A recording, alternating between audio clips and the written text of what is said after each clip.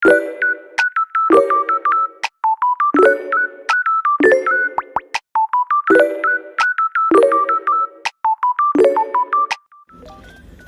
day everyone.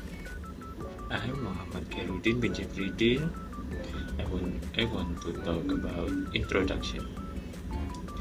Today I will talk about the page exchange rate system. This is when a country fixes the value of the money to other stronger currency, most commonly the US dollar. The goal is to keep price stable, reduce currency risk and help trade and investment. Hong Kong has been using this system since 1983. Their currency is tied to the US dollar at about 780. This helped them keep their economy strong. The Bahamas also use this system, keeping its currency equal to the US dollar. It helps make this easy of American tourists, which is very important for their economy. But this system is not perfect. Countries cannot fully control their own interest rate and may face big risk if something happens to the US economy. So in this presentation, we will explain how about country manage the system and what we can learn from them. Hi, my name is Sumaira Balkis binti Muhammad Amran. So today I want to present about before crisis for Hong Kong. Before the 1997 ASEAN financial crisis, Hong Kong's currency was pegged to the US dollar under a strict currency board which provided stability but removed control over local interest rate. Its open capital markets allowed money to flow freely in and out, making the economy highly vulnerable to sudden investor withdrawals.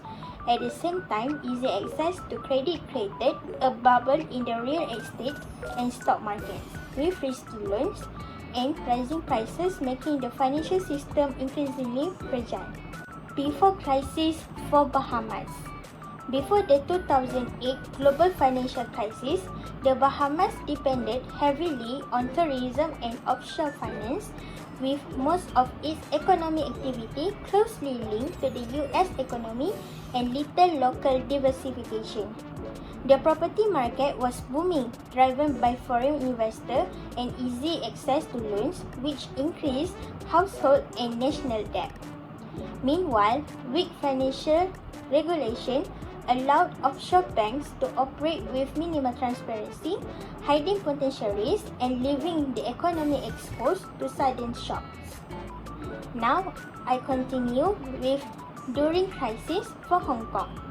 When the ASEAN financial crisis struck in 1997, Hong Kong raised interest rates sharply to defend its currency peg, triggering a severe credit crunch and causing property prices to crash. Banks were heavily affected, suffering major losses from bad real estate loans, while the wider economy weakened due to reduced trade across the region. However, during the 2008 global financial crisis, Hong Kong was much more resilient. Thanks to stronger banking regulation, more cautious lending, and quick government stimulus measures, the city maintained financial stability despite the global shock. During crisis for Bahamas. During the 2008 global financial crisis, the Bahamas tourism sector collapsed as American visitors canceled trips, leading to widespread job losses and significant economic slowdown. At the same time, foreign investors withdrew funds from the offshore finance sectors, which further weakened the country's financial position. As tax revenues dropped and the need for social supports increased, government debt rose quickly, but the Bahamas has limited policy tools to respond due to its small economy and fixed exchange rate. Following the 1997 Asian financial crisis, Hong Kong faced a deep economic downturn. Although the crisis started elsewhere, its impact on Hong Kong was reversed. After raising interest rate to defend the currency pledged with the US dollar, the economy fell into recession by 1998. GDP had contracted by over 5% and employment rose sharply. Property prices dropped dramatically and both consumer confidence and business activity weakened. To restore stability, the Hong Kong government took extraordinary measures. Most notably, it invested directly in the stock market by purchasing large volume of shares to prevent the collapse in investor confidence. This bold action helped stabilize the market and signal a strong commitment to defend the financial system. By late 1999, economic conditions had begun to improve and stability slowly returned. A decade later, when the 2008 global financial crisis spread from the US to global market, Hong Kong once again faced the external shock. So its banking sector remained sound and Hong Kong economy suffered from this reduced global trade demand. In 2009, GDP shrank by around 2.8% and employment climbed as export and financial services were hit hard. In response, the government acted swiftly by introducing fiscal stimulus measures including infrastructure projects and direct support the affected sector. This effort helped cushion the economic impact and support local employment. Additionally, Hong Kong benefited from its close economic ties with mainland China, which was still growing at the time. This regional strength helped Hong Kong's economies rebound more quickly than many Western countries. By 2010, recovery was underway, supported by a strong financial system, continued government investment, and renewed global confidence in the region. While the Bahamas, a small open economy reliant on tourism and offshore financial services, remained mostly stable in the aftermath of the 1997 Asian financial crisis. While the crisis caused sharp economic contracts in East Asia, the Bahamas was geographically and financially distant from the turmoil. Tourism from the United States, its primary source of revenue, continued independent, and the financial sector remained stable. Also, the investor sentiment was continuous globally. The Bahamas experienced only minor delay of foreign investment projects, and its economy continued to grow modestly in the following year. The government maintained its focus on tourism development and infrastructure expansion, and the offshore financial industry remained active, attracting international clients throughout the late 1990s and early 2000s. However, the picture changed significantly after the 2008 global financial crisis. The Bahamian economy, heavily linked to the US, was directly affected. As American households cut back on spending, tourist arrival declined sharply, and foreign direct investment, especially in hotel construction projects, was slowed down.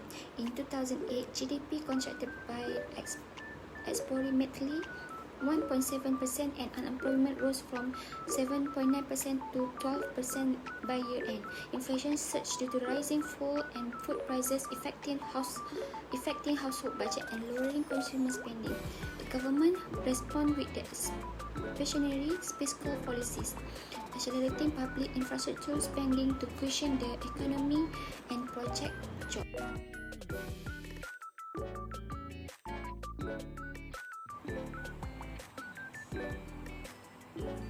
Hi, my name is Nur Husnina. I will explain my part which is current situation.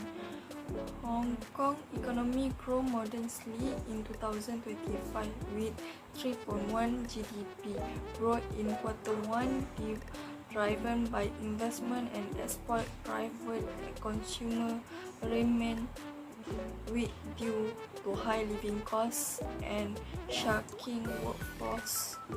Unemployment is low 3.5, but underemployment is rising. Tourists and retail have yet to recover to pre-pandemic level. The Hong Kong dollar remains pledged to the USD dollar, limited mandatory flexibility and rising housing bubble concern. The banking sector is rebounding, led by IPO activity. However, foreign investor confidence is mixed due to Beijing influence. Government recoveries are shaking, promoting budget cut and new bond issue.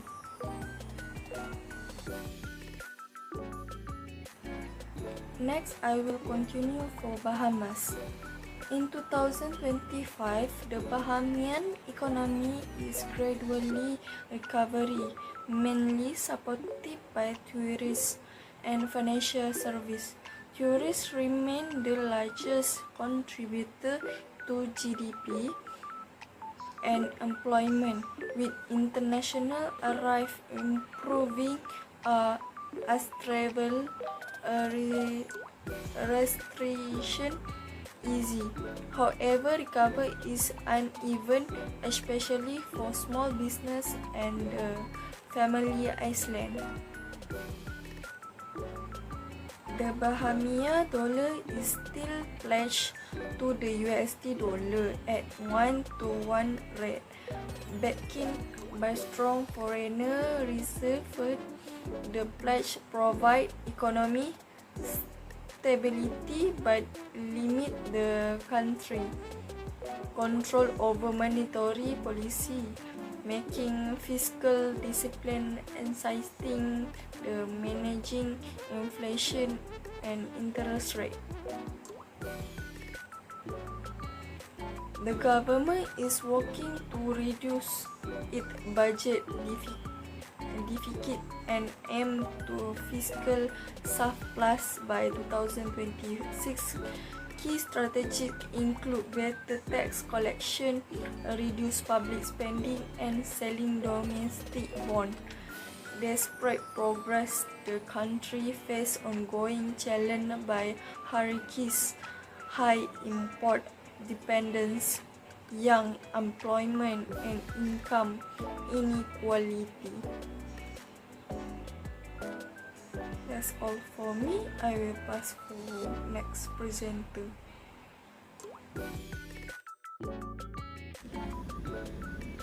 In conclusion, to wrap up, the pledge exchange rate system can help countries stay stable and attract investors or tourists. Hong Kong is a great example. They manage their system well with a strong financial policy and big reserve. Even during big crises, they kept their system stable. The Bahamas also benefit especially from the tourists, but they also have risks like natural disaster and national debt. This shows that a pledge system can work, but only if the country is well prepared and careful with its economy.